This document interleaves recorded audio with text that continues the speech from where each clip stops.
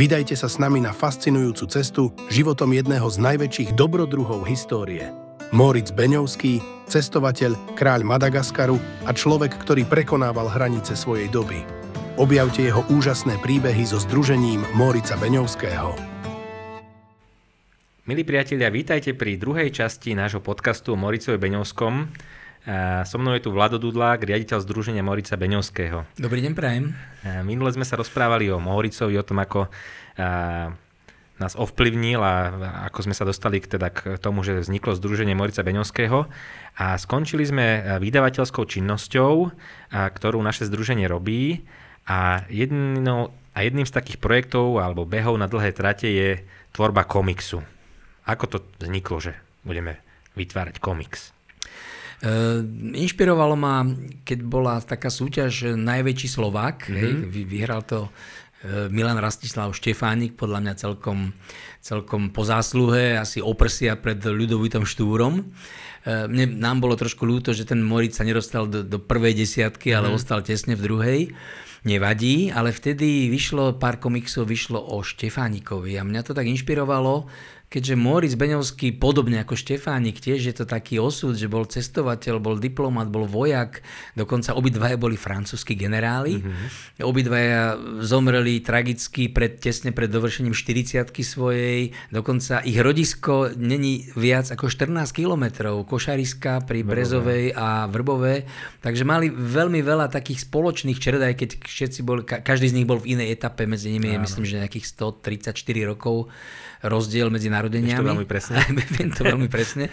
Ale toto nás inšpirovalo a tým, že Móric má naozaj veľmi zložitý a taký niekoľkovrstvený ten životopis a tie jeho rôzne anabázy a rôzne cestovania, rôzne krajiny, tak sme si povedali, že by bolo dobre toto predstaviť nejakou takou populárnou formou, ktorá by oslovila aj mladú generáciu. Áno, lebo povedzme si otvorene, mladých nebaví veľmi rozsiahle čítanie a ani seriál Vývad Beňovský, ktorý bol trošku tak romanticky podaný, není asi pre nich úplne zaujímavý. Ja si pamätám, že keď to išlo v telke, tak som mal možno 10-12 rokov a veľmi ma to neoslovovalo. Je to dosť prirodzené.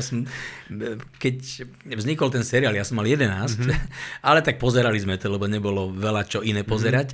No ale aj veľmi zaujímavá vec, ktorá v tejto súvislosti som sa o nej dozvedel, že 100-stránový komiks o Móricovi vyšiel v Japonsku. Japonci vydali viac ako 100-stránový komiks o Móricovi Beňovskom. Není to neuveriteľná vec, že Japonci vydajú o Móricovi 100-stranový komiks, no tak sme povedali, tak musíme aj my ísť do komiksu. Komiks je in aj u nás, naozaj čím ďalej, tým viac tie komiksy nejakým spôsobom sa popularizujú, mladí ľudia to čítajú.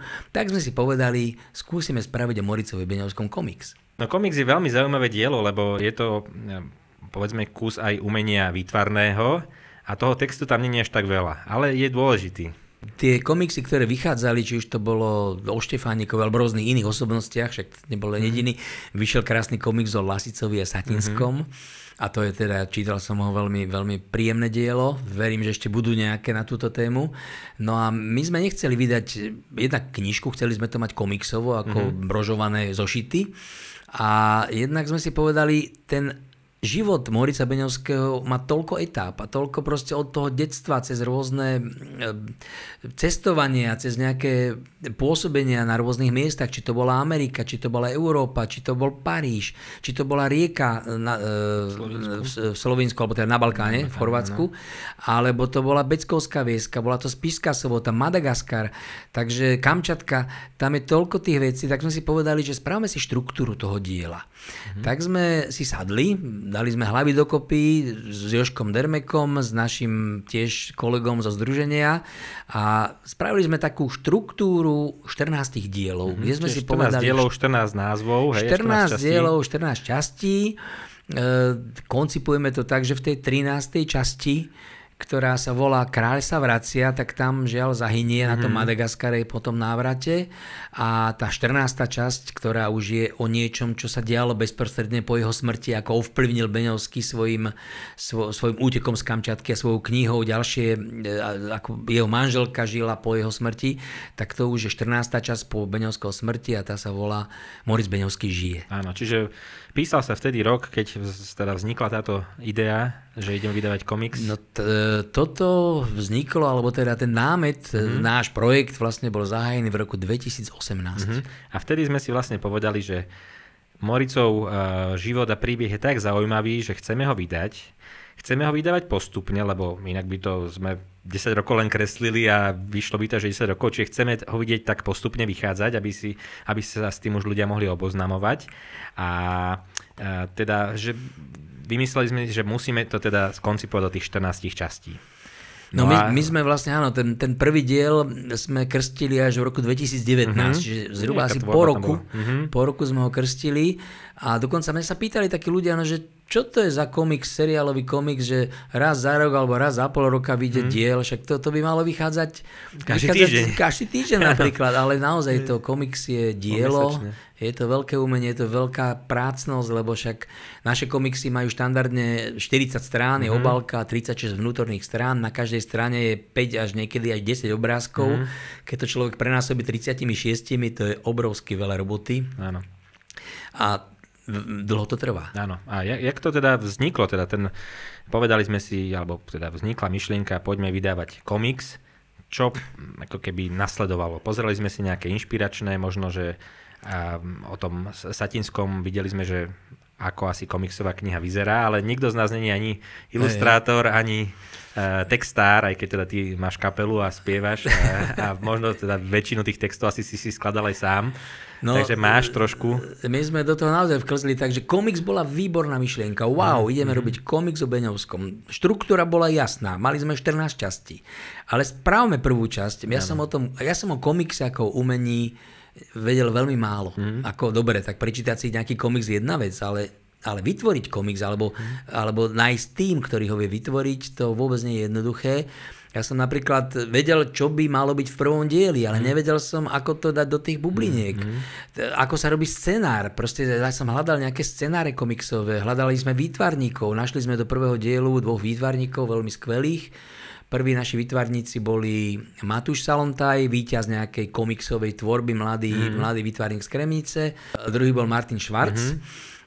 Myslím, že Martin Švarcník je zo Zvolena, alebo proste niekde odtiaľ z Podpoľania. Takže mali sme takýchto komiksových výtvarníkov, ktorý jeden robil tú líniu prítomného času, vtedy odohrávajúcu sa v Moritzovom detstve, druhý robil líniu retrospektívy Beňovského mami a životopisu Beňovského mami. Takže bolo to aj také zaujímavé dramaturgicky. A oslovil som vtedy Mária Drgoňu, ktorý bol scenaristom, dramaturgom, venoval sa literárnej tvorbe a on mi písal aj prvé dialógy do komiksu. Áno, čiže není to ako, možno niektorí si to predstavujú ako takú hurvinek válku, že ideme a začneme vydávať a ide to, ale potrebovalo to správneho projektového manažéra, čo teda mimochodom si aj profesiou. Áno, takže jediné, čo som vedel vtedy, bolo projektové riadenie, nejakú prípravu projektu, naplánovanie, oslovenie zdrojov, dať termíny a samozrejme nájsť zdroje na to, aby sme to vedeli pokryť a tie náklady vykryť. Ale áno, prvý diel sa rodil ťažko, bolo to také, naozaj sme to proste ťahali a nevedeli sme presne, čo robíme. Druhý bol už trošku taký, akože tam vstúpil výtvarník Laco Dlhý z Prievidze do tohoto dielu. On je taký trošku pochmúrnejší, ten druhý diel sa volá Útek z Úhorska, kde naozaj ten Beňovský proste prichádza o všetko a uteká, aby vlastne ten dedičný majetok chcel vydobiť, ale nakoniec utiekol na ten Spiš. Takže ten druhý diel bol taký aj dobrodružný, no a potom už v treťom dieli som si už ja trúfol, lebo na tie prvé dva som robil námety, som dával tomu... Toto som sa chcel spýtať, že aký je presne ten proces toho. Čiže ty si mal námet, vychádzal si z nejakých historických skutočností, lebo treba povedať, že ten komiks naozaj sa zakladá na historických udalostiach. Samozrejme sú tam možno domyslené niektoré drobné situácie, ale nie sú tam nejaké fabulácie, ktoré by boli proste úplne vymyslené a v rozpore s históriou. Takže ty si to spravil taký námet, na ktoré potom vlastne Mário robil texty v tých prvých dvoch dieloch. To je práve to treba uchytiť, že čo je námet. No takže narodil sa vtedy, chodil do školy tam, zomrela mu mama vtedy, potom išiel tam, potom sa pobil s niekým a potom utiekol. Áno. Je to história faktografická. Áno. A ten tvorivý tím by mal z toho spraviť úžasný pútavý príbeh, plný nádherných obrázkov a nejakých dynamických scén a dobrých dialógov, aby bol vtiahnutý čitateľ do toho deja. A toto vlastne, aj keď som ja nepísal priamo tie dialógy v prvých dvoch dieloch, tak som musel naozaj tie situácie nejakým spôsobom pripraviť pre toho, kto už písal okienka, aby on vedel presne, čo tam chcem. Takže prvé 2 diely mi napísal Mário a na tretí nemal čas, tak ja som si povedal, tak už tie prvé 2 diely nejak vnímam, tak začal som vnikať aj do kreslenia textov do bubliniek. A naozaj treba povedať, komiks je dielo, ktoré má výtvarnú časť, ale má aj tú literárnu časť. A toto treba sklbiť a do toho treba ešte dať aj nejaký pekný príbeh. Áno, veľmi zaujímavé je to, že vlastne komiks to je len priama reč a občas tam je nejaké, že kde sa nachádzame alebo niečo, ale všetko je vlastne hovorené ako keby v rozhovoroch a je to veľmi podobné ako filmu, čiže bolo to aj pre mňa zaujímavé sa na to pozrieť a začať ako keby nad tým uvažovať ako nad filmom, pretože je tam 5 obrázkov, to sú ako keby framey a potom tie postavy niečo hovoria a tie obrázky sa dajú rozkresliť, pokiaľ sú ako keby naozaj kvalitní výtvarníci a majú tu nejakú predstavivosť, tak strieda sa tam podobne ako vo videu, celok, detail a proste má to nejakú takú akčnosť a dynamiku. Áno, presne. Tým, že ten komiks je rozsiahly, tak vlastne sme museli osloviť viacerých výtvarníkov. Naozaj teraz za tú éru, čo vydávame komiks, tak participovalo na tom už 13 výtvarníkov, čo je akože neuveriteľný počet. A každý mal nejaký prístup, každý má nejaký štýl samozrejme, ale áno, presne tí výtvarníci k tomu pristupujú presne ako tými strihmi. Hej? Niektorý je vlastne detail, potom je celok, dokonca máme aj také časti, že celý rozhovor ako keby sa odohrával v jednom obrázku a tie bublinky sú tak posadené, alebo aj tie osoby sú tam tak posadené v tom obrázku, že proste na jednej strane sa odvíja dlhý rozhovor, ale ten obrázok, keď je statický, je trošku dynamický, lebo každá tá postava má nejaký výraz, má nejakú polohu.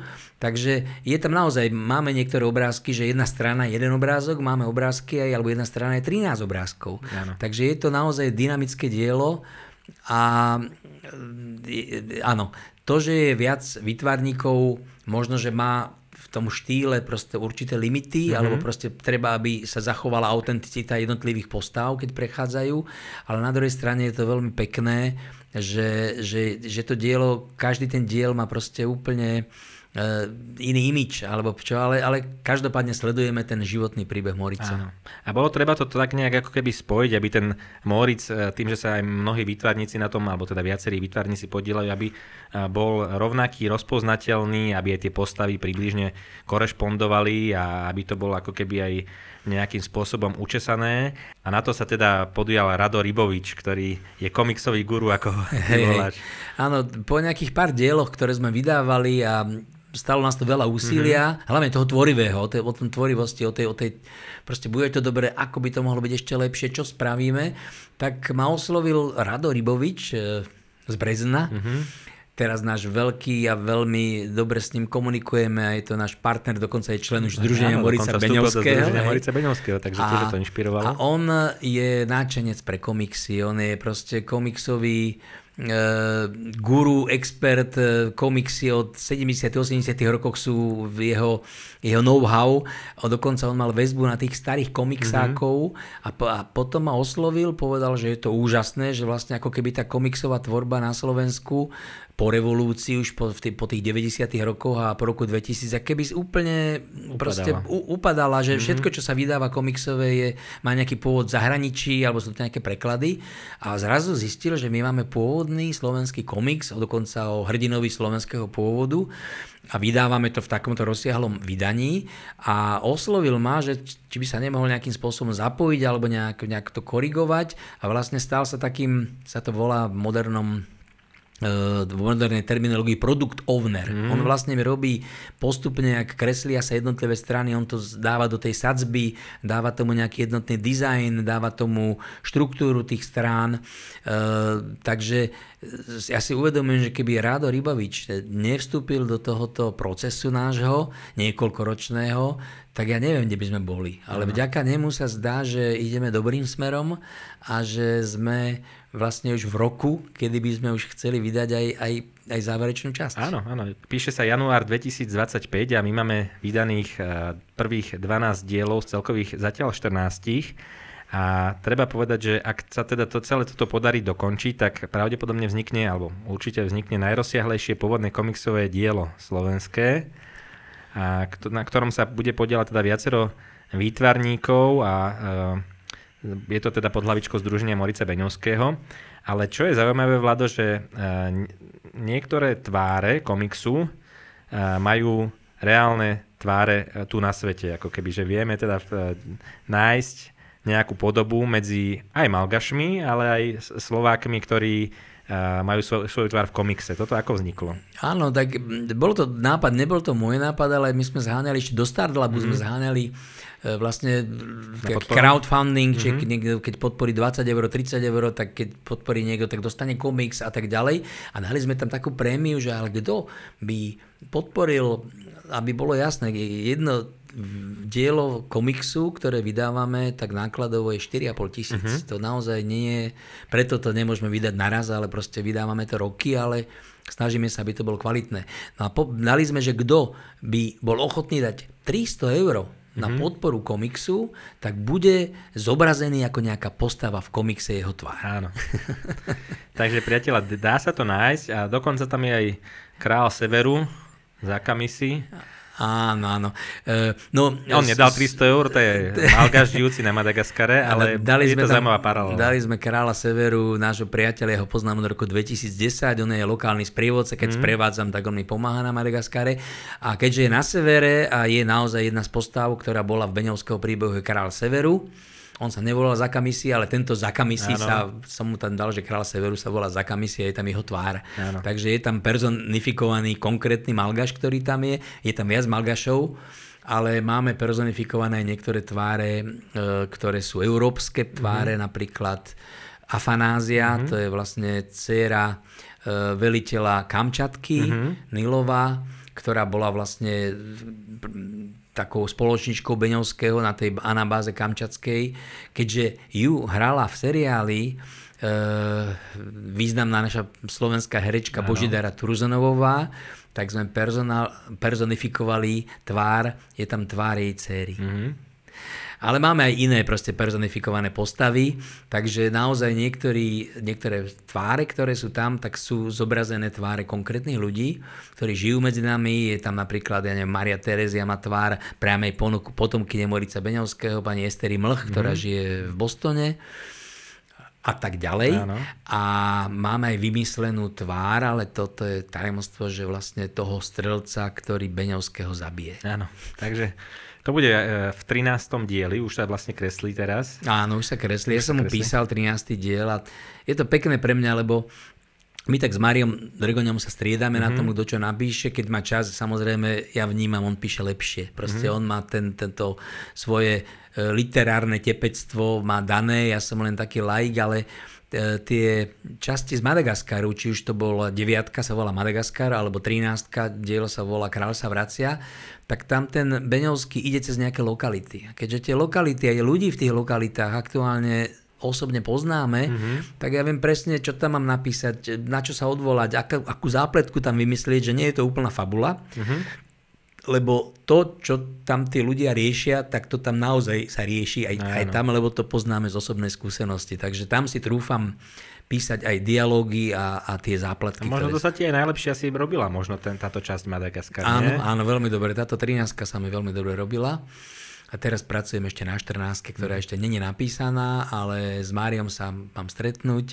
A ten námet, ktorý rozpracúvam, chcem, aby mi do toho dal nejaké dejové línie, nejakú dramaturgiu. Prosto je to, nie je to len tak napísať teraz scenár, napísať dialógy ku komiksu. No čiže celkovo tu bude 14 dielov komiksu. Koľko to bude strán spolu? To už bude veľké dielo. No, musím povedať, že pred rokom a pol vydali vo Vrbovom dvaja vrbovskí ľudia, ktorí sa venujú histórii a Moricovi Beňovskom, Ľuboš Bosak a Patrik Kíška. Pozdravujeme ich do Vrbového. Vydali encyklopédiu o Beňovskom, ktorá sa volá Beňovský Jána. Je tam asi 4000 hesiel, ktoré súvisia s Beňovským a sú tam opísané rôzne osobnosti, lokality, historické udalosti, aj prítomné, aj minulé, aj proste rôzne. Naozaj je to veľká klenotnica informácií o Moricovi Beňovskom a ja z nej teraz čerpám. Veľmi proste pre mňa je to výborný materiál, keď robím napríklad teraz 14 a rôzne námety, ktoré súvisia s tým, čo sa stalo po Beňovskom smrti. No a ich encyklopédia má rádovo 500 strán. Je to encyklopédia o Beňovskom, ale aj náš komiks, ktorý je komiksový román, 14-dielny, keď sa dá dokopy, tak tiež bude mať 500 strán. Wow. Takže je to naozaj... Bude mať oveľa menej textu, ale oveľa viac obrázkov. Je to najväčšie pôvodné komiksové dielo alebo komiksový projekt, ktorý sa na Slovensku teraz realizuje. A naozaj ten komiks, priatelia, ak ste ho ešte nevideli, tak si ho pozrite. Je veľmi zaujímavý, lebo naozaj výtvarníci to kreslia veľmi poctivo. To znamená, že nie sú tam len vyzväčšované časti nejakých obrázkov, ale naozaj čo obrázok, tak to je vlastne naozaj tak ako výtvarné dielo, ktoré by som si sám vedel predstaviť, že si ho zväčším a zavesím niekde do pracovne, čiže naozaj každý ten obrázok je unikátny a je to veľmi pekné.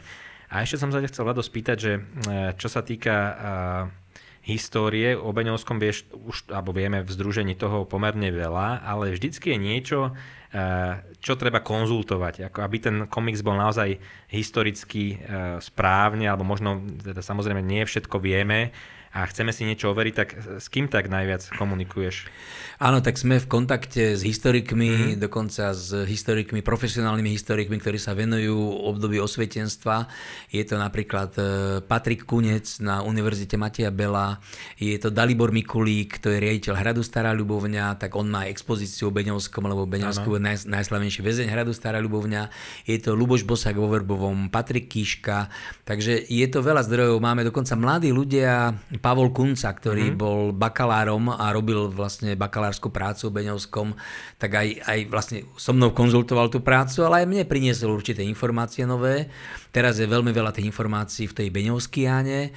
Sami sa dozvedáme, lebo sme navštívili, ja som osobne navštívil archív v Antananarivo, archív v Port Louis na ostrove Mauritius, navštívil som archív v Modre, či na Slovensku archívy, navštívil som archív v Krakove, kde som sa zaujímali o Beňovskom a veľmi veľa máme z archívov napríklad Aix-en-Provence, to je archív, koloniálny archív vo Francúzsku, kde skúmal aj Patrik Kunec. Takže dokonca máme zahraničné zdroje, ktoré o Beňovskom veľa hovoria. Veľa zdrojov máme z ruských zdrojov, to je napríklad Sergej Vachrin, ruský historik, potom Eduard Kajdanský, to je poľský historik, 95-ročný, žil nejakú časť niekde v Číne a zomrel len nedávno, ako 95 rokov, on sa veľmi podrobne venoval Beňovskému, takže tých zdrojov je veľa, možno oveľa viac, ako ja poznám, som vymenoval, ale naozaj proste nerobíme nejakú hurvínek válku a neviem čo, ale snažíme sa byť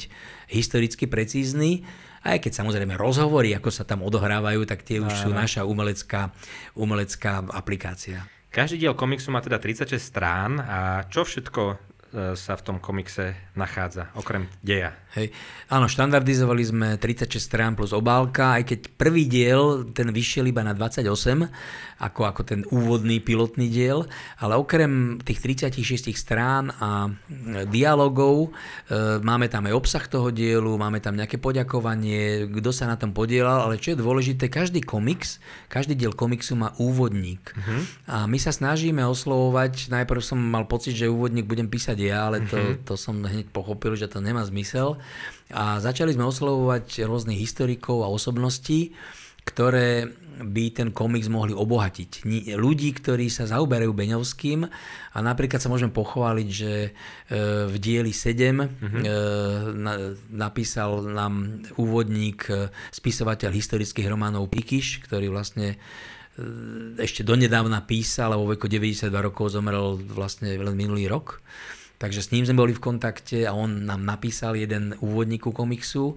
Druhý úvodník ku komiksu nám napísal napríklad prezident Rudolf Schuster, ktorý bol na Kamčatke, ktorý bol presne v tom Bolšerecku, kde bol Beňovský väznený vo vyhnanstve. On nám napísal jeden komiks. A to už mal celkom veľa rokov, keď tam bol, nie? V akom veku tam bol? Myslím, že Rudolf Schuster tam bol okolo roku 2011. No mal nejakých už 77-78 rokov a to bolo neuveriteľné, lebo osobne mi venoval knihu, boli sme niekoľkokrát v kontakte. Je laureátom medailí Združenia Morica Beňovského. Áno, to je medaila, ktorú naše združenie odovzdáva. Niekedy na budúce si povieme aj o medailách. Takže on prijal pozvanie na náš event a prijal od nás medailu. No a napísal teda toto, no a mám od neho knihu a on tam bol tak, on tam splavoval rieku v tom veku, ešte pred 80-kou, splavovali na raftoch rieku Bolša, spali v stanoch, hovoril, že keď išiel niekde v noci, že nevedel, aký medveď tam príde, alebo čo. A bol v tom Bolšerecku, presne v tej lokalite, kde Beňovský vymyslel to sprisahanie a utiekol odtiaľ. Áno.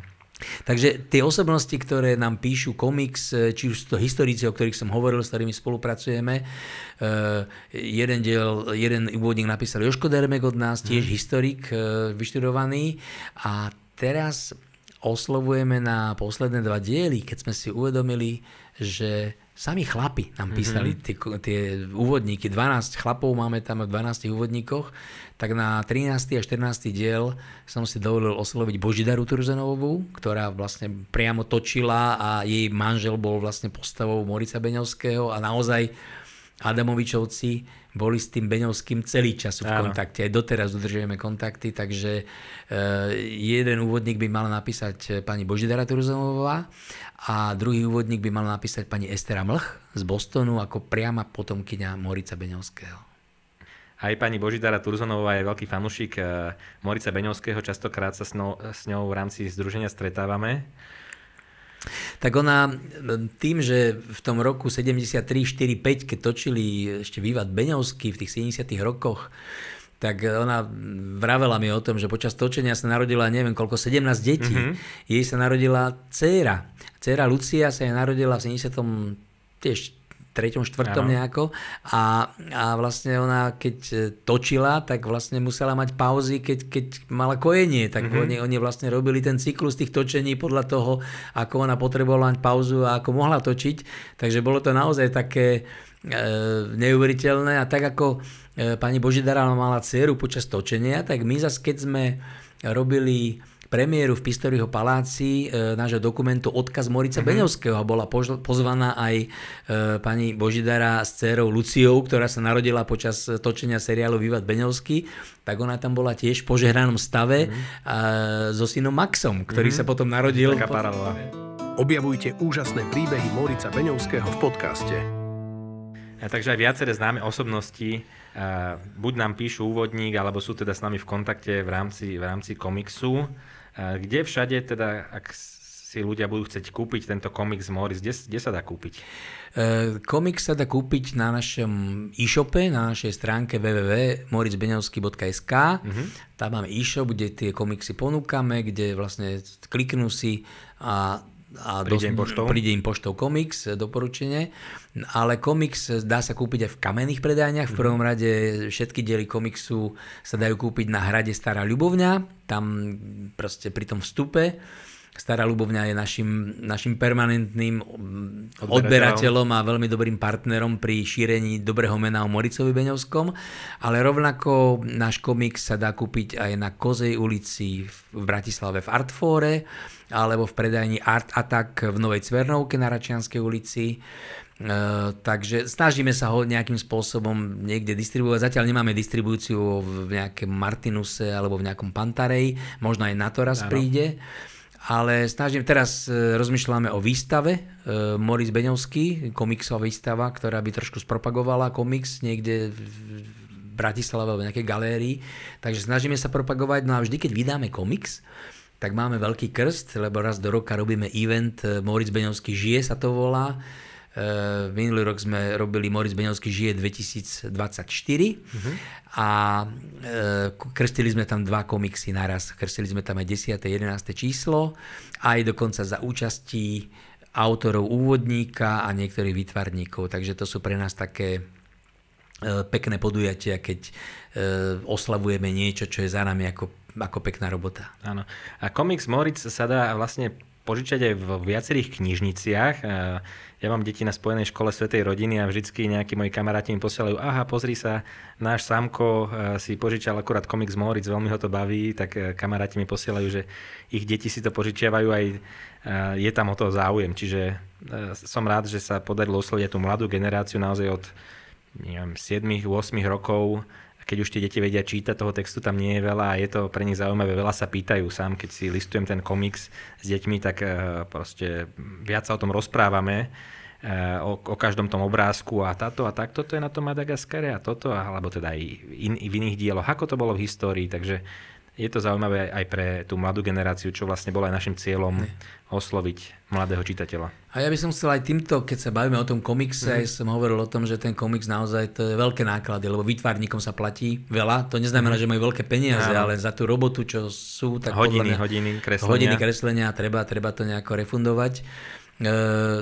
Minulý rok nás podporil Fond na podporu umenia, bolo to asi nejaký 4. projekt, ktorý som podával, ale minulý rok sa to nejak zlomilo a dostali sme podporu z Fondu na podporu umenia, podporil nás už aj Bratislavský samosprávny kraj, podporil nás honorárny konzul Madagaskaru, dostali sme podporu od nejakých darcov, dostali sme podporu pri zbierke cez Startlab, takže stále je pre nás aj dôležitou súčasťou to, ako získať peniaze, lebo 4,5 tisíc na jeden diel nemá človek len tak. Budget, áno. Teraz sme robili posledné 2 roky, 3 diely sme vydávali do roka, takže to bolo namáhavé aj zmanéžovať, uriadiť tú robotu s výtvarníkmi a dať dokopy proste ten scenár, aby to malo hlavu a petu, aby sme to stihli, tie termíny, ale zároveň aj nájsť peniaze na to, aby sme to mohli zrealizovať. Takže teraz ideme v roku 2025, máme pred sebou posledné 2 diely tohoto komiksového veľkého diela. Ideme do finále, veľmi sa na to teším. Takže žiaľ teda v tom 13. dieli, jak som písal tie dialógy, tak som ho nechal tam zabiť, tak dopísal som dialógy. Inú možnosť? Poplakal som si trošku nad tými mojimi textami, no ale prosto história je taká. A teraz sa teším, že budem písať Moritz Beňovský žije, čo sa dialo po jeho smrti. Áno. Takže priatelia, ak aj vy chcete možno podporiť komiks Moritz a jeho vznik, určite nás podporíte, ak si komiks Moritz zakúpite, alebo takisto Združenie Moritza Beňovského je registrované na 2% z daní, takže formulár bude na www.moritzbeňovský.sk. Za každú podporu vám ďakujeme. No a ja verím tomu, že keď si ten komiks zoberiete, tak nie len to bude zaujímavé, ale je to vlastne forma určitá edukačná. To znamená, ako to je najlepšie učiť sa históriu, lebo tam nie je len Moritz Beňovský, tam sa naučíte niečo o francúzskych kráľoch, o prvom americkom prezidentovi, o zakladateľovi Spojených štátov Benjaminovi Franklinovi, o osobnostiach typu cárovna Katarína II. Veľká. Čiže je to naozaj spektakulárne, dokonca ja možno prezradím trošku, ale vlastne my tú poslednú časť dotiahneme až do Štúrovcov. Proste už tam budú Štúrovci. Takže aj to súvisí s Moritzom Beňovským, s osudom jeho manželky a s ďalšou kontinuitou, ktorú vlastne žijeme stále. Lebo toto je Slovensko a my chceme tým komiksom povedať, aby sme boli hrdí na to, kto sme, odkiaľ pochádzame, kto boli naši predkovia a že toto je celé súčasťou našej slovenskej histórie. Takže buďme hrdí na to, aj čo bolo za nami. Áno. Vlado, veľmi pekne ďakujem za tvoj čas. Ako si povedal teraz ku koncu, naozaj ten Moritz mal prienik s veľmi veľa zaujímavými svetovými osobnosťami a myslím si, že to by bolo aj na samostatnú reláciu, tak ak sa nám podarí, budem rád, ak ešte niečo spolu nahráme a možno si povieme aj o tom prieniku Moritza Beňovského s rôznymi historickými osobnosťami. Veľmi pekne ďakujem a budem mať radosť, ak siahnete po našom komikse Moritz. Tento podcast, ako aj všetky zaujímavé informácie o našom združení, nájdete na webe moritzbeňovský.sk.